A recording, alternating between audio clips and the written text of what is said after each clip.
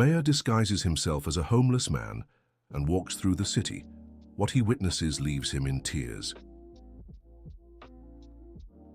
Michael Thompson was tired of the constant criticism in the press about his leadership. Complaints about neglecting the most vulnerable were endless, and he felt he knew his city better than any journalist or political opponent. That's when he decided to prove to everyone that he knew exactly what was happening on the streets of Lakewood Springs. On that Tuesday morning, Michael woke up with an idea that would change his life forever. He put on his oldest clothes, let his beard grow for a few days, and left the house without telling anyone, not even his wife, Deborah. "I'll show these critics that I know every corner of this city," he muttered to himself, adjusting the dark cap on his head. The first shock came right at the corner of Main Street. Mrs. Jenkins, a 72-year-old woman who had sold sweets in front of her small grocery store for decades, shooed him away with harsh words. "Get out of here, you bum! You're scaring away my customers," she yelled, slamming her broom on the ground. "I've been working since 5 in the morning to support my family, and you people just stand around begging." Michael was stunned. He had known Mrs. Jenkins since he was a child. She had been friends with his grandmother. But now, not recognizing him, she treated him like trash. "Mom, I just wanted to sit for a bit," he tried to explain in a low voice. "Sit? Not a chance. Go find a job," she snapped, turning back into her store. Walking through the town square, Michael headed to the public bench where he always liked to sit and watch the bustle. To his surprise, iron bars now prevented anyone from lying down there. He himself had approved that installation months earlier, but now, seeing it from another perspective, he realized how inhumane it was. A shopkeeper named Susan, who owned a clothing store, watched Michael curiously. There was something familiar about the man, but she couldn't place it. Intrigued, she decided to follow him discreetly. Dear listener, if you're enjoying the story, don't forget to like and especially subscribe to the channel. It helps us a lot as we're just starting out. Now continuing that, Michael walked toward the municipal shelter, a place he had visited only once, during its inauguration 3 years earlier. When he arrived, he found a heartbreaking scene. The beds were broken, the roof leaked in multiple spots, and the smell of mildew filled the air.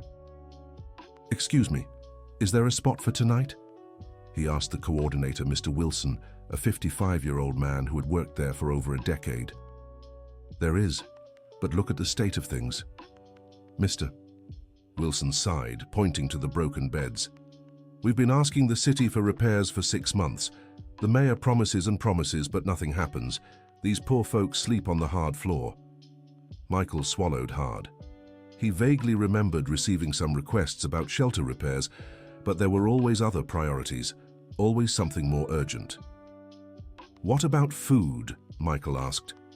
"Oh, that's thanks to the volunteers. If it were up to the city, people would starve," Mr. Wilson replied bitterly. "There's a woman, Mrs. Gardner, who brings soup every day.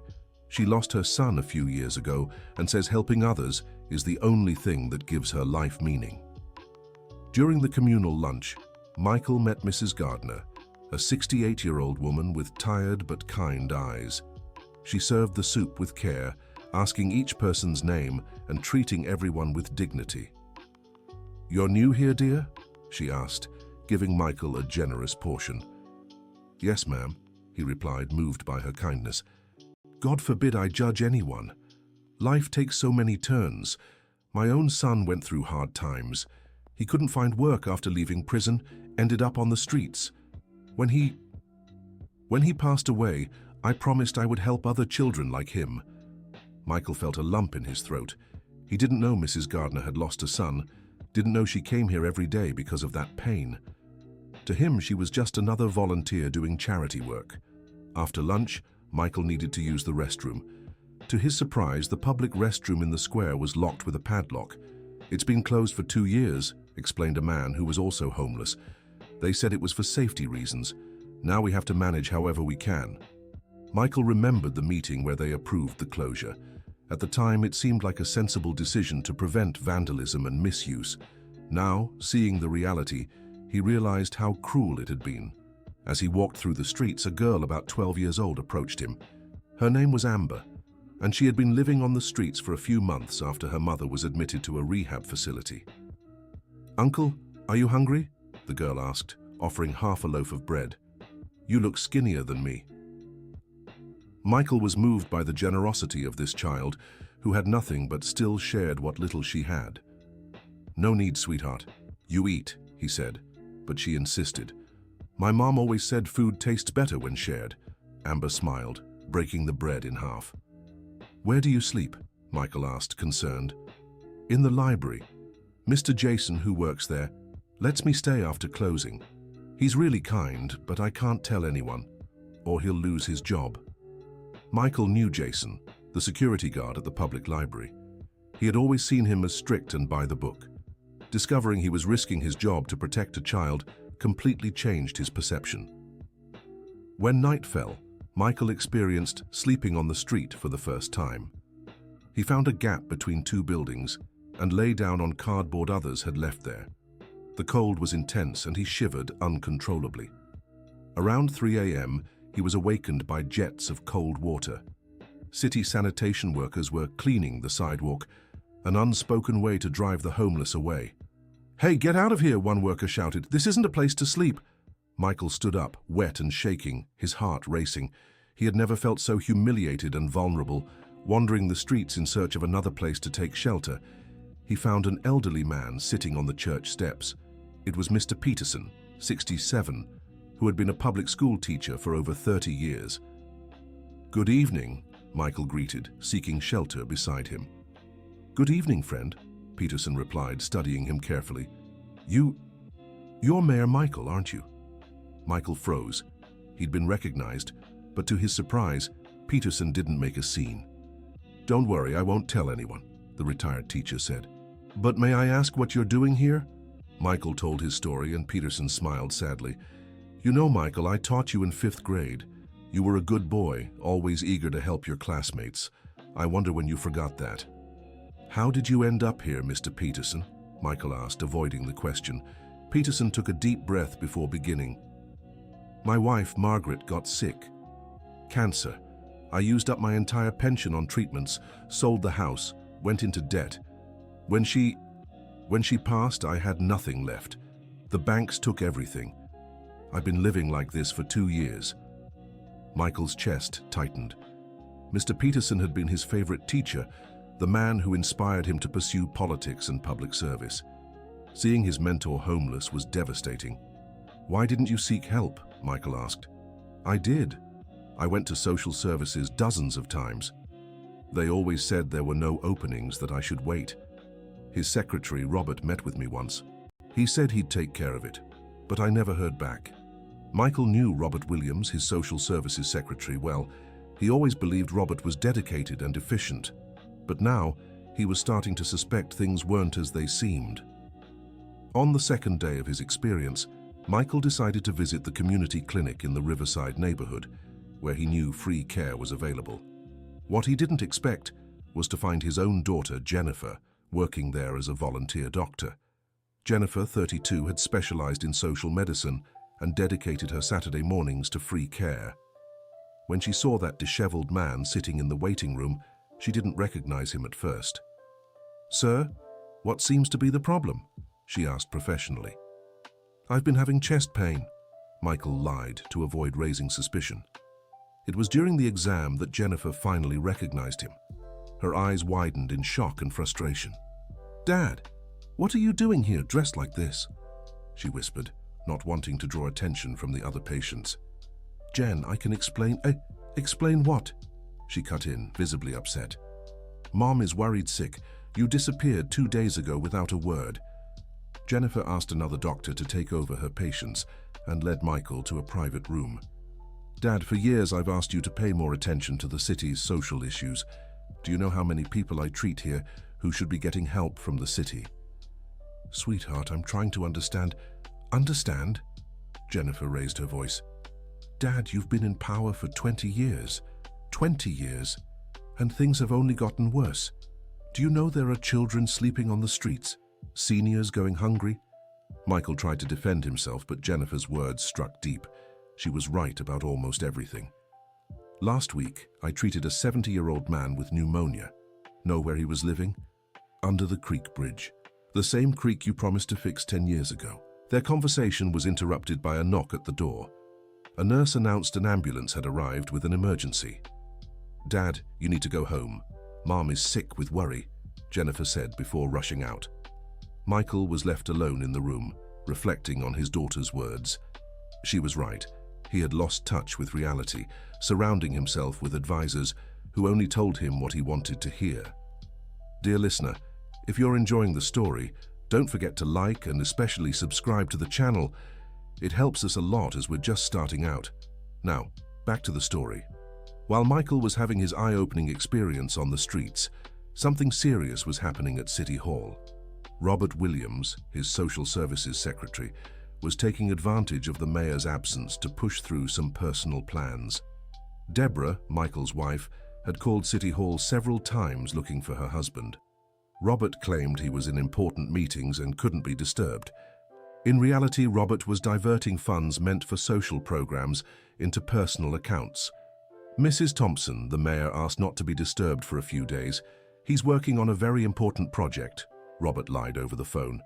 Using the blank signature Michael had left for urgent documents, Robert authorized suspicious transfers and cancelled contracts with honest suppliers, replacing them with companies of his choosing. Susan, the shopkeeper who had followed Michael on the first day, was now certain of his identity when she saw him leaving the clinic. She had noticed certain mannerisms and speech patterns that were unmistakably the mayor's. Excited by her discovery, Susan began spreading the news through the town's messenger groups. "Folks, you won't believe this. The mayor is walking around town dressed as a homeless person. I saw it with my own eyes." The news spread quickly, but something interesting happened. Some people who had interacted with Michael during those days came to his defense. Mr. Wilson, who ran the shelter, posted in the group, "If it's true, then he's seeing firsthand what we go through here. Maybe it's a sign of change." Mrs. Gardner also spoke up. "Jesus walked among the poor. If the mayor is doing this, maybe God is touching his heart." On the third day, Michael woke up in an abandoned construction site where he'd taken shelter overnight. His body ached. He was dirty and hungry. He'd never experienced such humiliation and discomfort. As he walked the streets looking for something to eat, he came across a group of homeless people who gathered every morning near the bus terminal. They'd formed a kind of family on the streets, looking out for one another. "Hey, new friend," called a woman around 45 years old named Brenda. "Come here, we always share breakfast." Brenda had lost her job during the pandemic and, unable to pay rent, ended up on the streets with her two teenage sons. The boys, Tyler and Jason, aged 15 and 17, had dropped out of school to help their mother survive. "We get by however we can," Brenda explained, sharing a piece of bread with Michael. "The boys collect recyclables, and I pick up odd cleaning jobs when they come up." "Why don't you seek help from the city?" asked Michael, wanting to understand the system he himself oversaw. Brenda laughed bitterly. "Oh, honey, you still believe in the mayor? We've been there so many times. There's always a different excuse. No funds, no space, gotta wait." Tyler, the younger son, added, "Once we managed to talk to the social services secretary. He said he'd solve our problem but asked for a $200 fee to speed things up." Where were we supposed to get $200? Michael was shocked. Robert was taking bribes from vulnerable people. It was unthinkable. But now it started to make sense. "Are you sure about this?" Michael pressed. "I even have the Venmo receipt he asked for," said Brenda, showing her cracked phone. "He said it was for an administrative fee. Of course, we didn't have the money." At that moment, Michael realized his administration had become a machine of corruption and neglect, and he hadn't even known. He'd been so isolated in his office that he'd completely lost touch with reality. That afternoon, Michael witnessed a scene that would stay with him forever. Amber, the 12-year-old girl who'd shared bread with him, was being pursued by two men who wanted to take her to work at a nightclub. "Leave her alone," Michael shouted, stepping between them and Amber. "Stay out of it, old man," one of the men threatened. Just then, several homeless people joined to protect Michael and Amber. Brenda, Mr. Peterson, and others formed a human barrier. "We protect our own here," Brenda said firmly. The men, seeing they were outnumbered, left. Michael was moved by the solidarity of these people who had nothing yet still risked themselves to protect others. "Why did you help me?" Michael asked. "You don't even really know me." "On the streets, we learn we only have each other," Mr. Peterson replied. "It doesn't matter who you were before. Now, you're one of us." Tears streamed down Michael's face. He'd never experienced such generosity and sense of community, not even among his political allies. That night, during a heavy storm, Michael took shelter in an abandoned building. To his surprise, he found several families living in precarious conditions there. One of them consisted of Mrs. Miller, 58 years old, and her 3 young grandchildren. Her son had left the children with her after losing his job, and she couldn't support them all on her widow's pension. "The children need to go to school, but how?" Mrs. Miller vented, wiping away tears. "We don't have a fixed address. We don't have updated documents. The school won't accept them." Michael observed the children playing with toys made from scrap, completely unaware of the gravity of their situation. The youngest, a girl of just 4 years old, approached him and offered a drawing she had made. "Here, mister, so you don't feel sad," the girl said, handing him a piece of paper where she had drawn a house with a smiling family. Michael took the drawing with trembling hands. How had things come to this? How had he become so indifferent to the struggles of his own people? Mrs. Miller, despite having little to offer, insisted on sharing her blanket with Michael during the storm. "We help each other however we can," she said simply. On the 4th day, Michael decided it was time to go home. But first, he wanted to make one last visit to the shelter to say goodbye to Mr. Wilson and the others. When he arrived, he found a crowd of homeless people gathered in the courtyard. Susan, the shopkeeper, was recording everything with her phone. But to his surprise, she wasn't exposing Michael. On the contrary, she was documenting the dire conditions of the place. "Everyone, I found out our mayor has been here among you for the past few days," Susan announced. "And you know what I think? I think this is the first time a real politician has come to see your reality." Some in the crowd murmured skeptically, but Mr. Peterson stood up and asked to speak. "Michael, you were my student a long time ago. I watched you grow up, watched you graduate, watched you get elected, but I also watched you drift away from us." His voice was firm, but not harsh. "These days here were a lesson you needed to learn a long time ago." Michael stepped into the center of the circle, his heart racing. "You have every right to distrust me," he began, his voice choked. "I became exactly the kind of politician I swore I'd never be. I isolated myself, surrounded myself with yes-men, and completely forgot why I was elected." Mrs. Gardner, the woman who served soup every day, approached and took his hand. "My dear, admitting your mistake is the first step to making things right," she said with motherly tenderness. "These 3 days have been the hardest and most important of my life," Michael continued, now openly crying. "You treated me better than many of my political allies ever have. You welcomed me, protected me, shared the little you had with me." Brenda, the mother living on the streets with her children, spoke up. "But now that you're going back to your office, how do we know you won't forget about us again?" It was a fair question, and Michael knew it. "I don't know how to prove it to you now, Brenda. All I can do is promise that things will change, but I understand you've heard plenty of empty promises before." Just then, Jennifer arrived. Her daughter had spent the night searching for him, worried and furious at the same time. "Dad!" she shouted, running toward him. "I was out of my mind with worry." Father and daughter embraced emotionally, under the moved gazes of everyone present. Jennifer cried with relief, but also with pride, seeing the genuine change in her father. "Sweetheart, you were right about everything," Michael said. "I lost my way, but now I've found my path again." Dear listener, if you're enjoying the story, don't forget to like and especially subscribe to the channel. It helps us newcomers a lot. Now, continuing. The news that the mayor had spent 3 days living as a homeless person spread throughout the town. Reactions were as varied as possible. At City Hall, Robert Williams panicked when he heard Michael had returned. He had used those days to speed up his corruption schemes, thinking he'd have more time. "Where were you, Mayor?" asked Robert, trying to hide his nervousness. "Your wife was desperate looking for you." "I was getting to know my town for real, Robert," replied Michael, with a look the secretary had never seen before. "And I discovered a lot of interesting things." Robert swallowed hard, sensing something had changed. Deborah, Michael's wife, greeted him with a mix of relief and anger. "Michael Thompson, you owe me an explanation," she said, but then immediately hugged him tightly. "I thought something terrible had happened to you."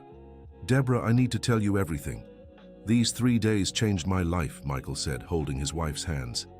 During dinner, Michael told Deborah everything he had experienced. She cried as she heard about Mr. Peterson, the children on the streets, and Robert's corruption. "I always tried to tell you that you were losing touch with people," Deborah said, "but you never listened. You were right, my love, about everything." The following week, Michael began implementing the changes he had promised.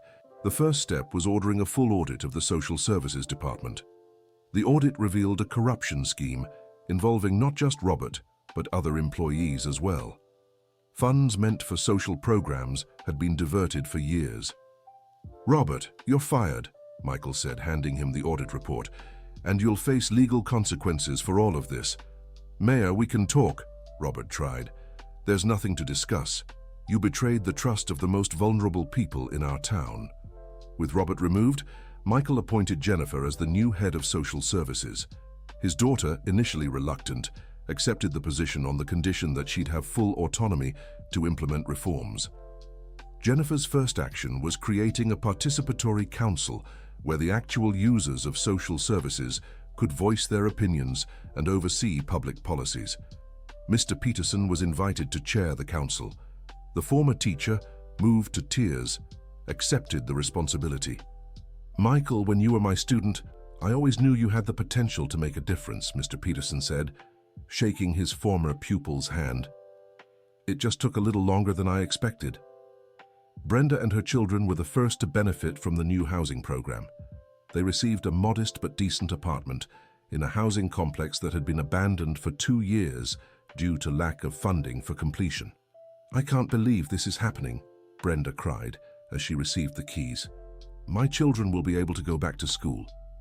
Tyler and Jason, her sons, were enrolled in a special education program for young adults, specifically designed for those who had dropped out due to social hardships. Amber, the 12-year-old girl, was placed with a foster family while her mother recovered at the clinic. Amber's mother, upon hearing about the mayor's transformation, wrote an emotional thank you letter. "Mayor, I don't know how to thank you for taking care of my daughter while I couldn't. When I leave here, I'll be a better mother to her." The town's homeless shelter underwent a complete renovation. The beds were replaced, the roof was fixed, and a multidisciplinary team, including social workers, psychologists, and doctors, was assembled to assist the residents. Mr. Wilson, the coordinator, couldn't contain his emotions. "In 10 years of working here, I've never seen such a quick and thorough change," he said. "People feel respected now." Mrs. Gardner kept bringing soup to the shelter, but now she received help from the city. An official volunteer program was created, where people like her were recognized and supported in their social work. "My son in heaven must be proud," she said, smiling. "I feel his passing wasn't in vain." Jason, the library security guard who protected Amber, was promoted to coordinator of a new project that turned libraries into overnight shelters for homeless children. "I never thought doing the right thing would be recognized," said Jason, moved. Susan, the shopkeeper who had filmed everything, became an unofficial chronicler of the town's transformation. Her videos documenting the changes went viral on social media. "You guys have to see how our town is changing," she said in her videos.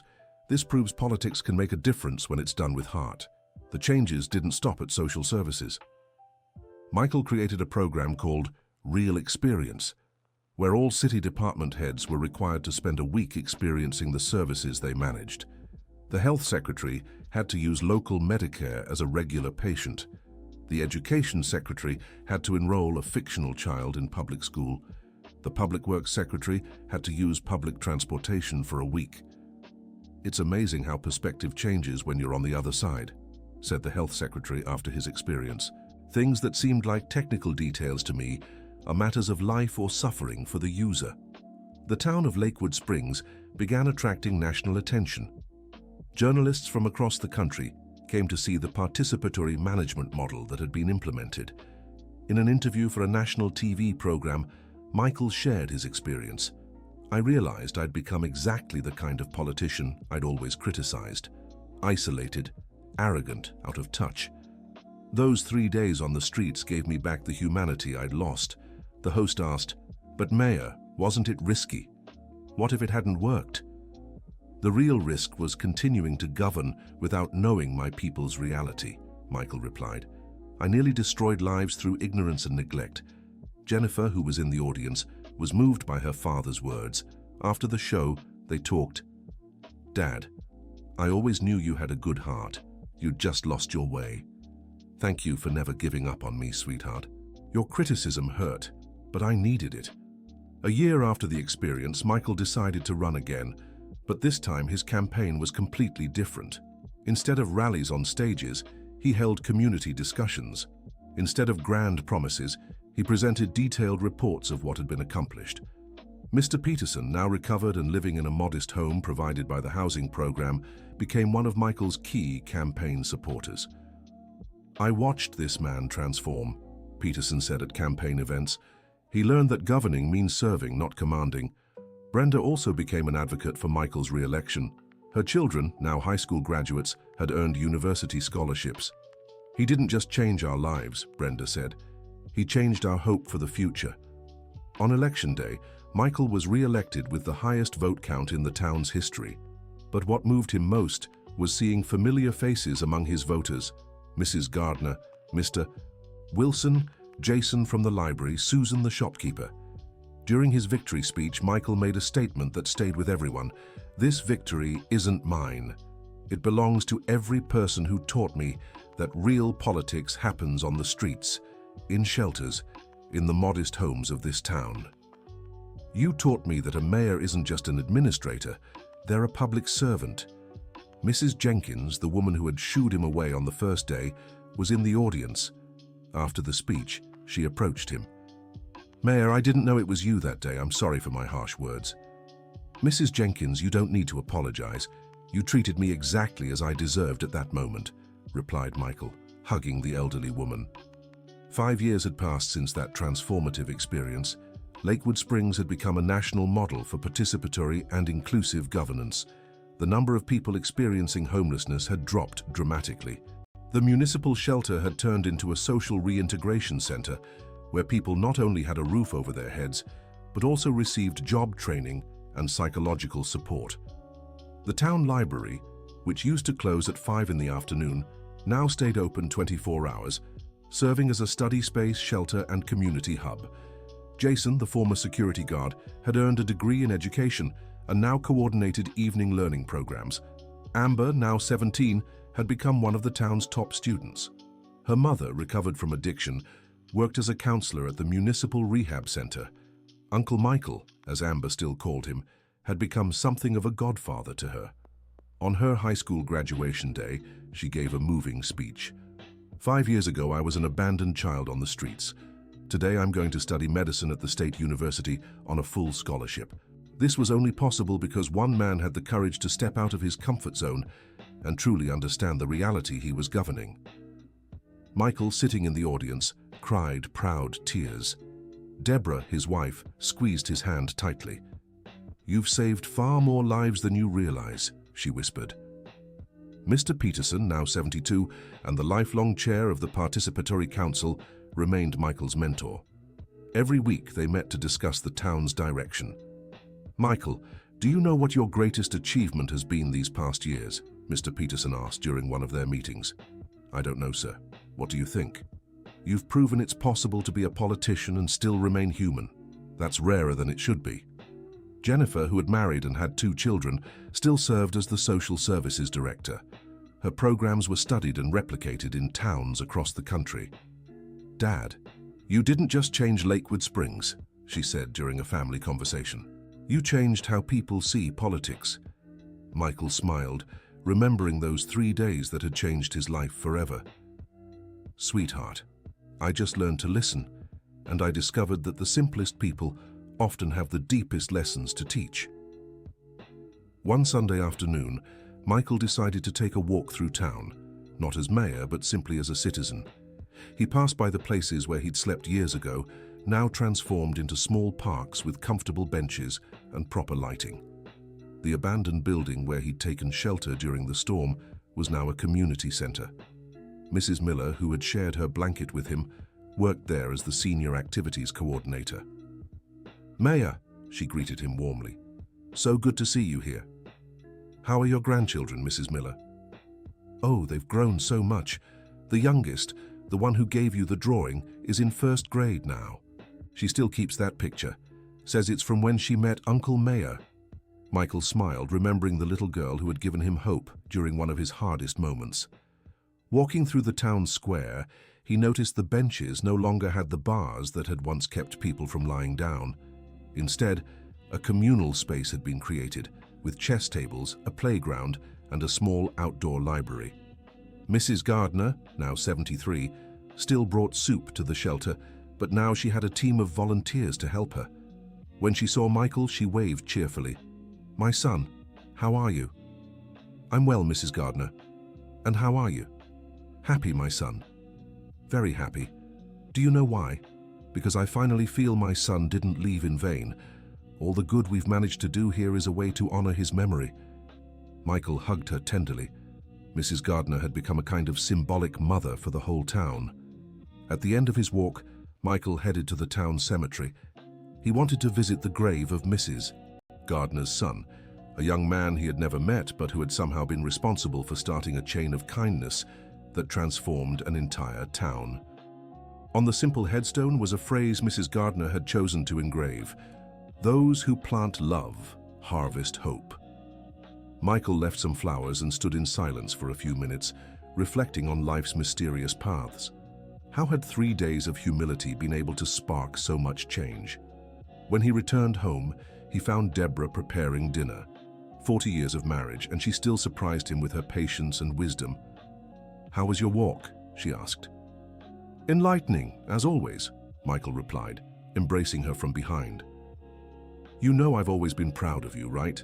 Deborah said. "But after those 3 days, my pride turned into admiration." "Why, love?" "Because you proved that a man can recognize his mistakes, truly change, and use power for good. That's rarer than we think." That night, Michael had trouble sleeping. Not from worry or anxiety, but from gratitude. Gratitude for the chance to change, for meeting people who taught him the true meaning of serving others. He got up and went to his office. On the wall was a photo that captured his entire journey, an image of him sleeping on the street, taken by Susan without his knowledge. Next to it, a current photo of the town, vibrant and welcoming. Between the two, a small frame held the drawing the 4-year-old girl had given him that stormy night, a simple house with a smiling family. In that moment, Michael understood that Child's drawing had been a prophecy. Lakewood Springs had truly become a big home where everyone had a place. He took out a sheet of paper and began writing his memories of those 3 days that changed everything. He wanted his experience to inspire other public officials to step out of their offices and truly know the people they represented. "I discovered that real power isn't about commanding but serving. It's not about being feared but respected. It's not about being superior but being human."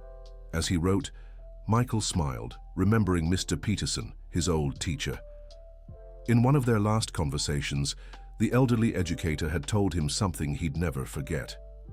"Michael, you've learned the most important lesson a leader can learn, that we're all equal in our humanity.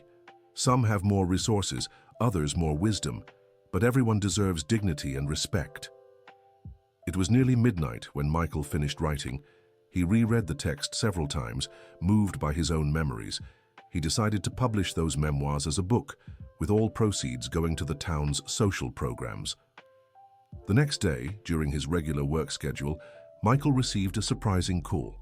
It was a journalist from Riverside asking if he'd consider running for governor. "Mayor, your innovations in public management are gaining national attention. Wouldn't you like to take this experience to the next level?" Michael thought for a few seconds before answering, "Thank you for the opportunity, but my place is here. We still have a lot of work to do in Lakewood Springs. Besides, I've learned that making a difference doesn't depend on the size of the position, but on the depth of the commitment. After hanging up the phone, Michael smiled. 5 years ago, an opportunity like this would have thrilled him. Now he knew true happiness was seeing Amber graduate, Brenda working, Mr. Peterson smiling, Mrs. Gardner helping others. Jennifer walked into his office with a stack of documents to sign. "Dad, what's that look? You seem deep in thought." "I'm thinking about how funny life is, sweetheart. When I thought I knew everything, I actually knew nothing. When I finally admitted I knew nothing, that's when I really started learning." "And what's the most important thing you've learned?" Michael looked out his office window, watching people walk along the clean, safe streets of his town. "I learned that every person has a story, every story has a lesson, and every lesson can change the world, at least our little world here in Lakewood Springs."